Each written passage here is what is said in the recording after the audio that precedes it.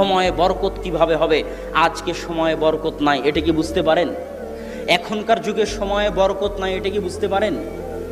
সময়, মাস, দিন দ্রুত পার হয়ে যাচ্ছে, কারো সময়ে বরকত নাই। একদিন, এক সপ্তাহ, এক বছর কোনো কাজ ছাড়াই আপনি একটু ভাবেন তো, গত এক বছর আপনি কি কাজ করেছেন যা দেশ জাতি এবং ইসলামের উপকার দিবে? গতকাল আপনি সারাদিন কি এমন কাজ করেছেন যা দেশ জাতি এবং ইসলামের, আপনার নিজের জন্য মৃত্যুর পর উপকার দিবে? কোনো কাজ খুঁজে পাবেন না। এইভাবেই দিন পার হয়ে যাচ্ছে সব মানুষের। এই জন্য আল্লাহ বলেছে, ওয়াল আসর ইন্নাল ইনসানা লাফি খুসর।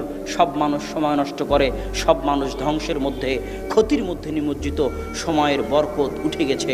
অথচ আমাদের সালাফে সালেহিন, তাদের জীবনে সময়ের কত বরকত ছিল, কত বরকত ছিল, বেহিসাব বরকত ছিল তাদের জীবনে।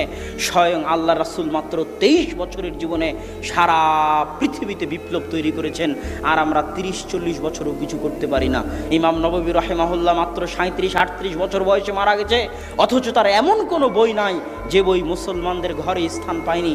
অল্প বয়সী মারা গেছেন, অথচ এত খিদমত করে গেছেন। আল্লাহ তাদের সময়ে বরকত দিয়েছিল। আমাদের সময় হচ্ছে বরকতহীন সময়। কেউ যদি সময়ে বরকত পেতে চায় তাহলে কয়েকটি কাজ জরুরি।